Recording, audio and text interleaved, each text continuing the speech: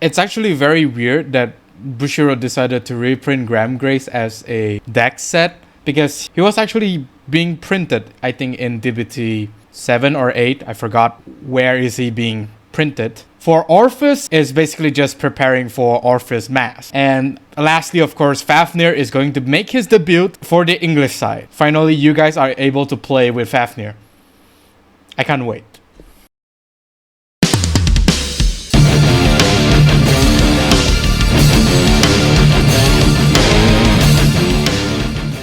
This video is sponsored by Phoenix Pharos cards. If you need supplies of singles or splits for Cardfight Vanguard, especially the ones in the video, do check out Phoenix Pharos cards today, and as a bonus, use the promo code MetaNerd to get an amazing 5% discount. And with that being said, let's get on with the video. Greetings YouTube, welcome back to the MetaNerd channel. I am Marcus, bringing you another video for Cardfight Vanguard Willdress. We will be covering the 3 musketeers, well, sort of the 3 musketeers of the newly reprinted deck set that will be coming in like less than a month, and that's going to be Gramgrace, Orfist, as well as Favrneel. These 3 decks are surprisingly reprinted as deck set for new players to join the D standard format, which is actually not that bad, considering Gramgrace as well as Favrneel is the, protagonist as well as antagonist of Dear Days. Oh, and of course, Orfist Mass is confirmed for DBT 12, so it's actually like a good, really good starting point for you to join D standard if you're interested in playing Orfist Mass, although it's going to be very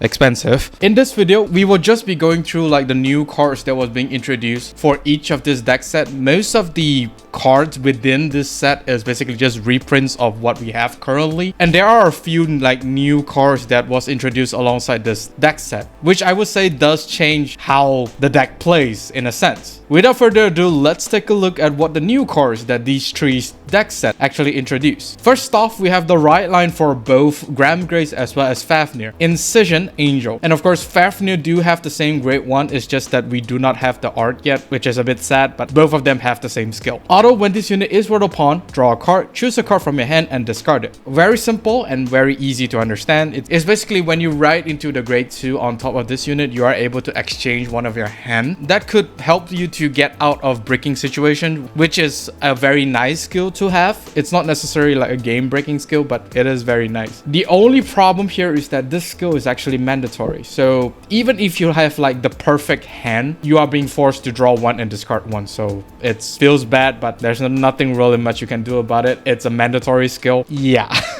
not that great for a grade 1, but then again, it does have some synergy with certain cards that activates on this card. For example, Mystic Accordionist, as well as this other card that I forgot the name is. These 2 cards actually do provide some synergy with the grade 1, but of course you need to have them in your hand when you activate this skill. Mystic Accordionist will be going to Soul when he's discarded in the right phase. And since this skill is activated during the right phase, it means that if you discard 1 Mystic Accordionist to write a grade 2 on top of this card, and then you activate this card skill and you discard another Mystic Accordionist, those 2 Mystic Accordionists is going to go to Soul, which means that there's a total of 4 grades into the Soul just by this 1 skill. It's actually not that bad, at least for Favrneel. For the other girl here, is basically just help you to build the board. You basically just have like free grade 1 and you don't really minus a hand. Not that bad, and it does provide some aggression. I mean, you can use this in any other right line, but I highly doubt you're gonna use this because it's not really doing as much. It's a neat grade 1, and there are a few cards that work well with it, but it still really depends on what your hand looks like in terms of, the synergy. This grade 1 is okay for Favrneel, but not necessarily for Gramgrace, because Gramgrace because Cater Sanctuary has a lot of really good right lines out there, so this card isn't really that big of a deal for Gramgrace. For the grade 2, we have Divine Sister Gateau Basque. So once again, Favrneel have the same grade 2, just different art. They have the same skill. Continuous Vanguard Circle. When you would ride from your right deck, you may Soul Blast 1 instead of choose a card from your hand and discard. I mean, this card here is basically just to conserve your hand, because usually you will need to discard a card in order to ride a grade 3 on top of her. But instead of discarding 1, you get to Soul Blast 1. In terms of Favrneel as well as Gramgrace, these 2 decks do not really want to Soul Blast as often, because both of these skills actually do need the Soul. Favrneel do need like 13 grades in the soul in order to activate his skill, and then Gramgrace do need the soul blast to activate his skill. But then again, in terms of Favrneel, you don't really need like the grade zeros in the soul, so I guess that's a very good argument to play this card inside Favrneel. And for Gramgrace, you have a lot of stuff that basically helps you soul charge or put a card from the drop zone to the soul. So it's really much up to you whether or not you want to run this card. Soul Blast 1 is okay for both right lines, be it Gramgrace or Favrneel. But then again, this is probably going to be the weakest one because it literally does not do anything other than, you know, conserve your hand, which sometimes is nice, but it's not really helping in terms of what the game plan of the deck is. For Favrneel, I think most likely the grade 2 you will want to run Squalid Freaks, which is this card over here. So yeah, this grade 2 isn't really that great for Favrneel. For Gramgrace, I think it's okay because, you know, once again, you have a lot of cards that basically provides you soul, which is not that bad. So we're going into like the individual cards that is directly supporting each of these 3 deck set. The first card here we have is Knight of Soaring Refinement Dyfn, if I'm pronouncing the name right.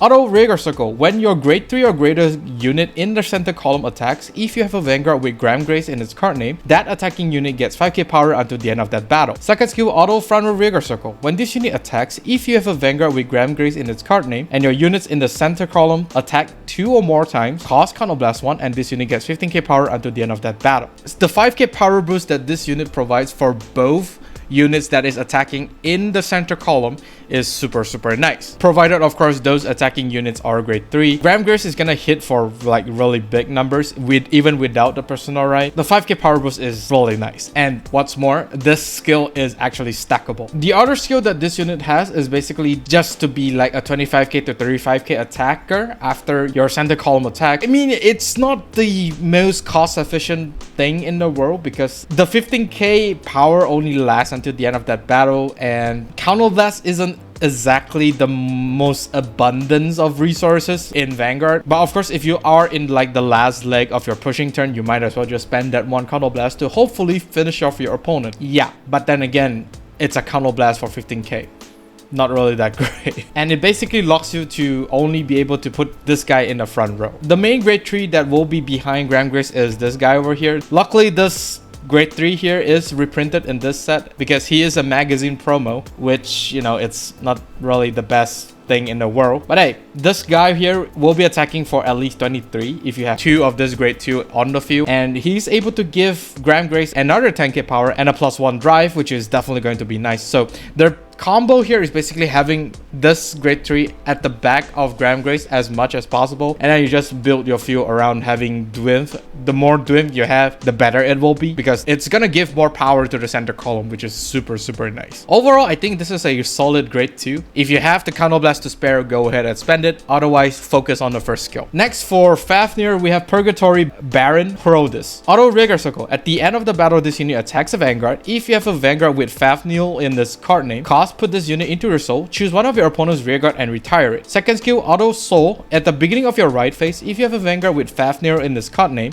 bind this unit and discard a card from your hand, activate Personal Right, and until the end of turn, you cannot activate Personal Right with other card skills, and you cannot ride. A grade 3 card that basically just contributes to the soul requirement after, you know, sniping a rearguard and activate Personal Right. What's not to love? I mean, at this point, 13 grades in the soul for Favrneel is going to be super easy thanks to this card here, since he does move to soul.